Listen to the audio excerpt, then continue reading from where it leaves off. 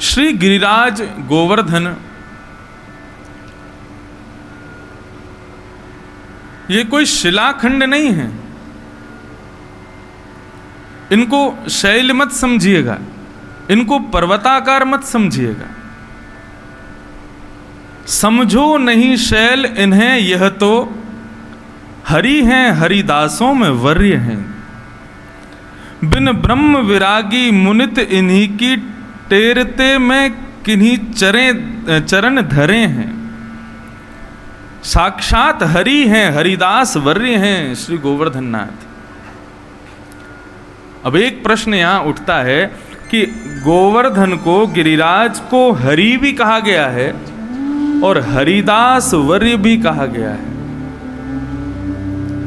मतलब श्री गोवर्धन हरि भी हैं, साक्षात कृष्ण भी हैं, और हरिदास मतलब हरि के दास, और वर्य माने उनमें भी श्रेष्ठ। ये दो रूप कैसे हो सकते हैं? जो सेवक है वो स्वामी कैसे हो सकता है, और स्वामी स्वयं का सेवक कैसे हो सकता है? बड़ी विचित्र बात है।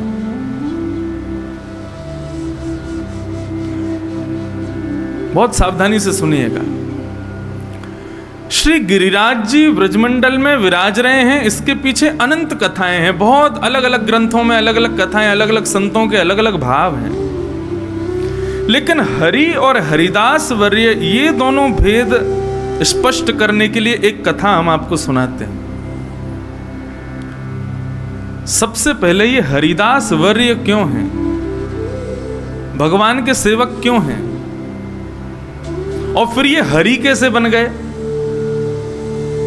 स्वयं ठाकुर जी ने अपने शिखर, अपने इकन्नी उंगली पर धारण करके इनको खुद से भी श्रेष्ठ बना दिया। ये संपूर्ण लीला कैसे हुई?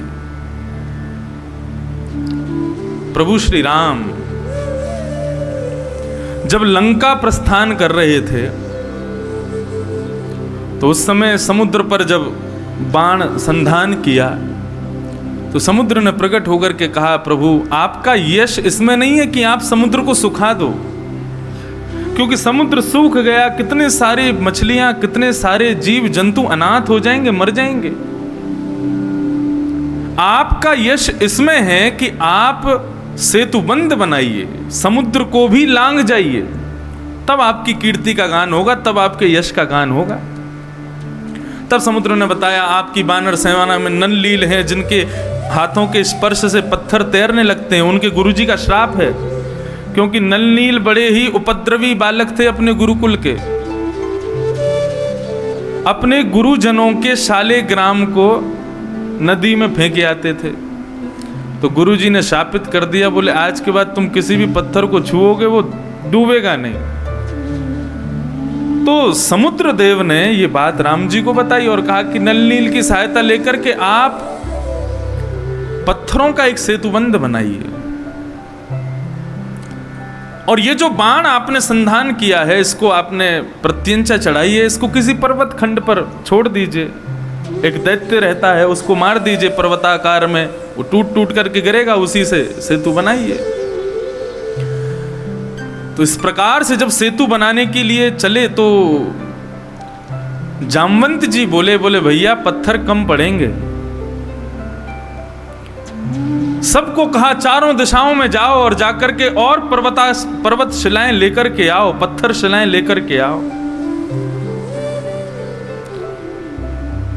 हनुमान जी तुरंत वेग से उड़ते हैं और सीधे पहुंचते हैं कहां? हिमालय पर। और हिमालय से एक अत्यंत सुंदर पर्वताकार को देखते हैं और उसको वहां से उठा करके ले जाते हैं। वे कौन है? वे साक्षात श्री गोवर्धन नाथ ही। गिरिराज जी को लेकर के श्री हनुमान जी महाराज लंका की ओर प्रस्थान करते हैं, तभी जामवंत जी आकाश मार्ग में तीव्र वेग से समस्त वानरों को संदेश भेजते हैं कि पर्वत अब आवश्यकता नहीं है, अब पत्थरों की आवश्यकता नहीं है। यथावत जिस जिस पत्थर को जहां उठाया वहीं छोड़ करके सारे वानर वापस सेवा में आ जाओ।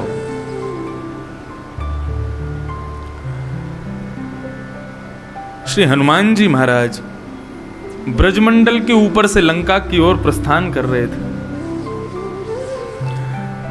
तभी जामवंत जी का वह घोष सुना, और वह घोष सुनते ही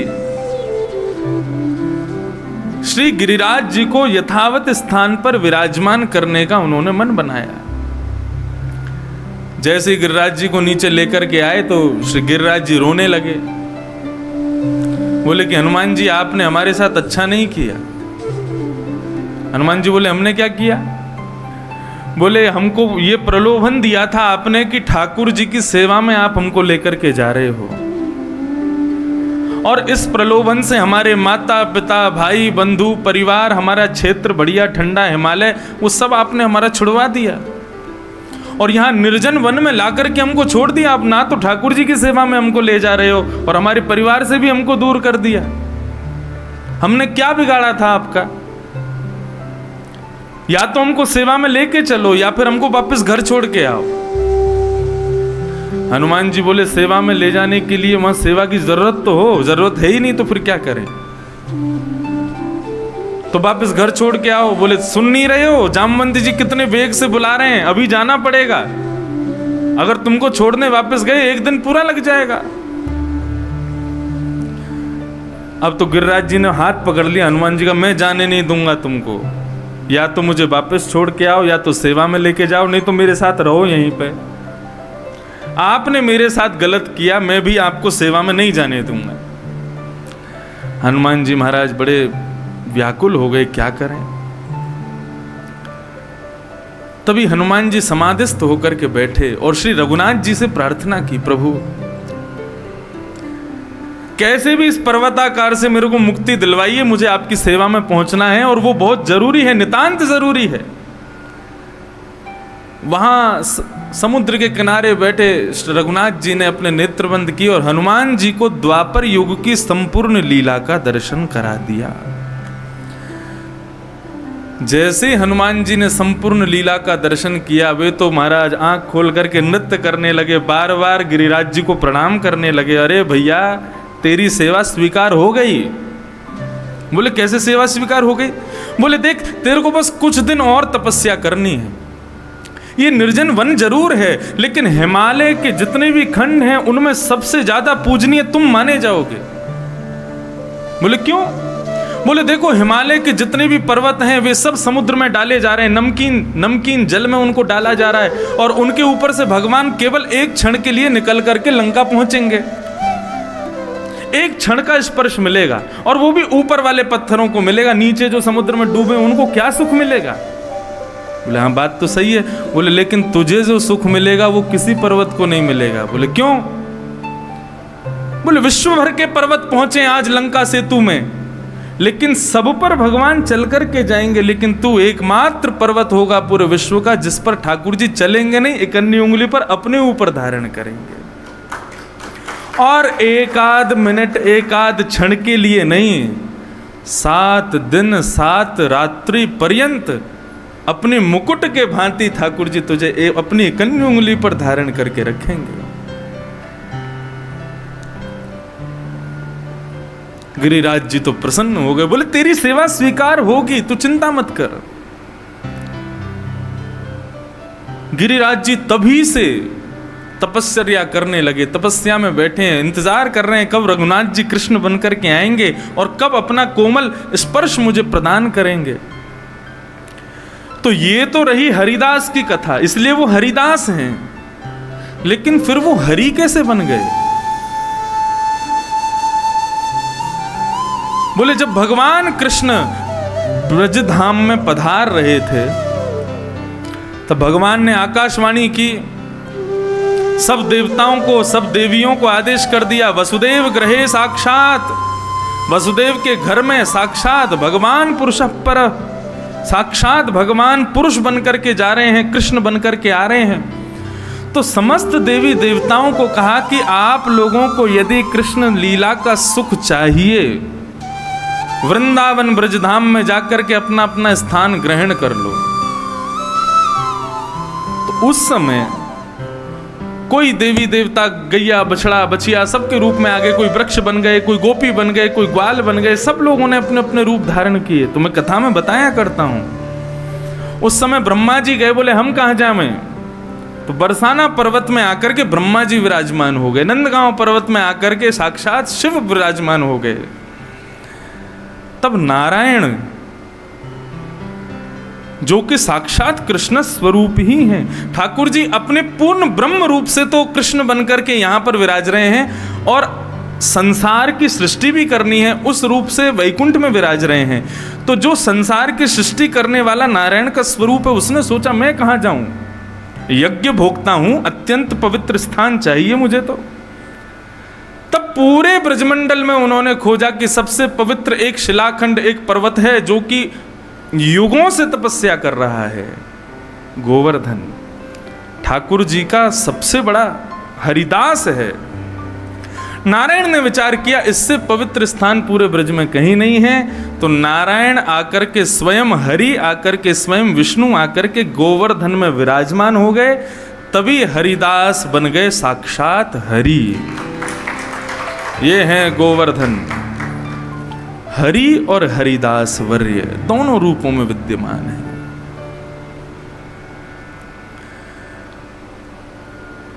गंधमादन यात्रायाम यत्फलम लभते नर। जैसे ही नारायण ने आकर के इस पर्वत में अपना रूप विराजमान किया, भगवान शिव और ब्रह्मा ने भी इनको प्रणाम किया और प्रणाम करके कह दिया, गंधमादन यात्रायाम यत्फलम लभते नर तत्फलम लभते सम्यक गिरिराजस्य दर्शनात्। गंधमादन कहते हैं हिमालय को। हिमालय की यात्रा से जो फल मनुष्य को मिलता है, वह फल गिरिराज जी के केवल दर्शन करने मात्र से मिल जाता है। आपने गिरिराज जी को यदि देख लिया तो बद्रीनाथ, केदारनाथ, गंगोत्री, यमुनोत्री, वैष्णो देवी और तो और क्या कहें, ये नीलाचल जो जगन्नाथ भगवान है, ये भी तो पर्वत पर हैं, हमको पता नहीं चलता, लेकिन जगन्नाथपुरी भी नीलाचल एक पर्वत है, उस पर विद्यमान है। समस्त देवी देवताओं के, समस्त भारत के तीर्थों के दर्शन का लाभ मिल जाता है केवल गिरिराज जी को एक बार देखने मात्र से। इतने कृपालु हैं श्री गिरिराज जी, श्री गोवर्धन।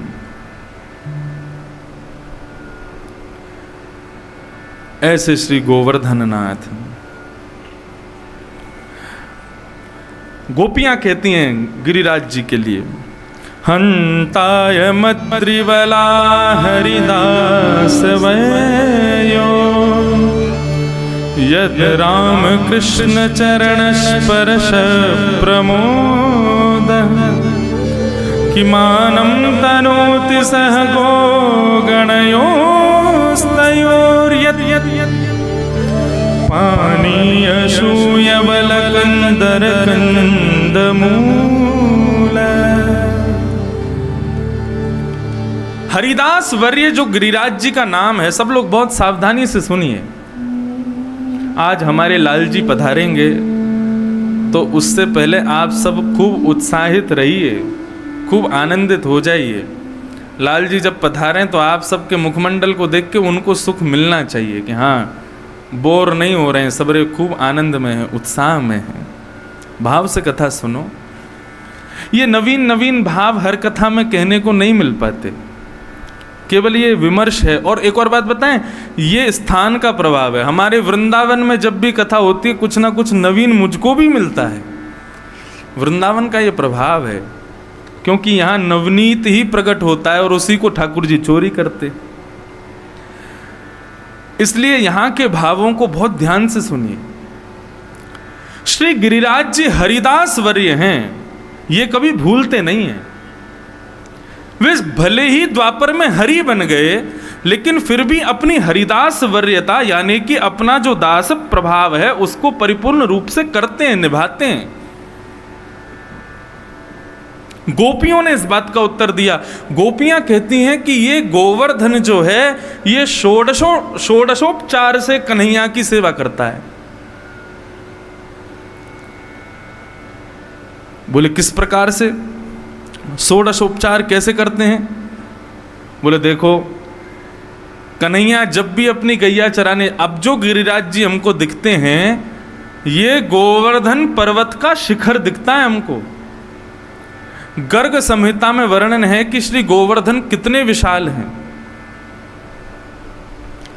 कल ही हमने 7 कोस लंबे, 7 कोस चौड़े और 7 कोस ऊंचे, एक कोस में 3 किलोमीटर होते हैं। अब जो हमको गिरिराज जी दिखाई देते हैं ये तो उस पर्वत का शिखर है। बाकी जो गिरिराज जी जो ठाकुर जी ने उठाए थे वो तो कितने भीतर प्रवेश कर चुके हैं पृथ्वी में। हर दिन एक तिल भीतर जाते हैं ना गिरिराज जी।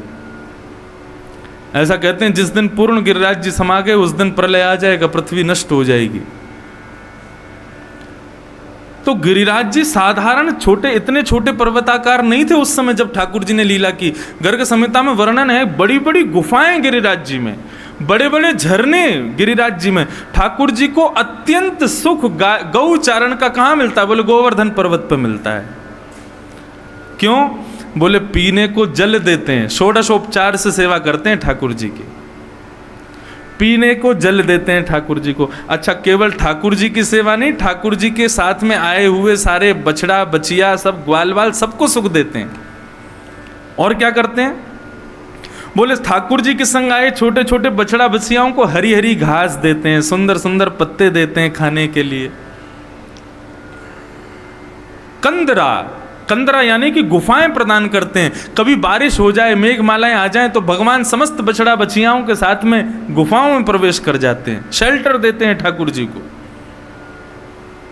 कंद मूल फल ठाकुर जी को भोग लगता है। आज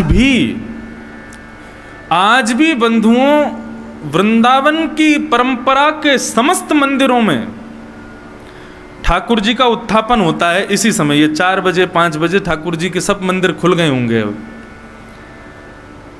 इस समय विशेष भोग ठाकुर जी का किस वस्तु का आता है? फलों का भोग आता है। सेब का भोग आएगा, ऋतु के हिसाब से जो जो फल बढ़िया होंगे उन फलों का भोग लगता है ठाकुर जी का। 12 बजे राजभोग के बाद मंदिर बंद हो जाते हैं। उसका तात्पर्य हम लोग ऐसा सोचते हैं ठाकुर जी सो गए, दोपहर में आराम कर रहे हैं। नहीं, ठाकुर जी अपनी समस्त गौ मंडली के साथ में, ग्वाल बालों के साथ में गैया चराने जाते हैं। और गैया चराते हुए इस समय ठाकुर जी वन में ही होते हैं, इसलिए ठाकुर जी को फलों का भोग मंदिरों में लगाया जाता है। बोले क्यों? बोले ठाकुर जी अभी वापस नंद भवन नहीं आए हैं, अभी वन में ही हैं, अभी गिरिराज जी पे ही हैं। तो वन में ठाकुर जी को भोजन के लिए कोई रोटी सब्जी तो मिलेगी नहीं, तो क्या करते हैं? ग्वाल वाल सभी फलों को लेकर के, फल आदियों को इकट्ठा करके उनकी अमनिया करके ठाकुर जी का भोग लगा रहे हैं। इसलिए आज भी 4-5 बजे जब मंदिर खुलते हैं तो फलों का ही भोग लगता है ठाकुर जी को। और इस फल के भोग के मुख्य सेवक कौन है? श्री गोवर्धन नाथ। इस प्रकार श्री गिरिराज जी अपने षोडशोपचार से ठाकुर जी की सेवा करते हैं, बैठने के लिए शिला देते हैं। जब जब ठाकुर जी गिरिराज जी पर चलते हैं तो गिरिराज जी की जो शिला, निष्ठुर शिला है, वो कोमल हो जाती है। आज भी गिरिराज पर्वत पर यदि कोई भ्रमण करे तो उसको ठाकुर जी के कोमल चरणार बिंद कहीं कहीं दिख जाते हैं। करना नहीं चाहिए, किसी को गिरिराज जी पर चढ़ना नहीं चाहिए, साक्षात हरि हैं वो। केवल ब्रजवासी चढ़ते हैं ऊपर, और वो भी उनसे आज्ञा लेकर के, प्रणाम करके, बार बार वंदन करके तब चढ़ते हैं ऊपर। बाकी ब्रज के बाहर के लोगों को अधिकार नहीं है गिरिराज जी पर चढ़ने का। तो इस प्रकार गिरिराज जी अपनी हरिदास वरीयता पूरी करते हैं, अपनी दास प्रभाव को पूर्ण रूपेण पूर्ण करते हैं। कल के प्रसंग में, वेणु गीत में शायद मैंने बताया था कि समस्त गोपियां कहती हैं कि गिरिराज जी पर प्रकट हुए जितने भी पेड़ पौधे वृक्ष आदि हैं, इनको पेड़ पौधे वृक्ष मत समझना। तब गोपियां कहती हैं तो फिर ये क्या है? बोले यद राम कृष्ण चरण स्पर्श प्रमोद।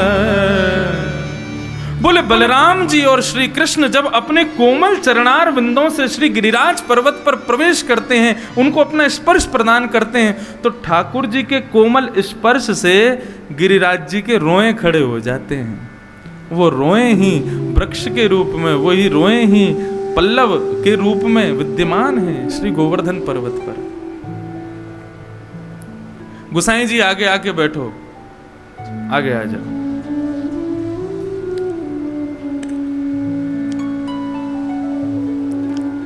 ऐसे हैं श्री गोवर्धन नाथ।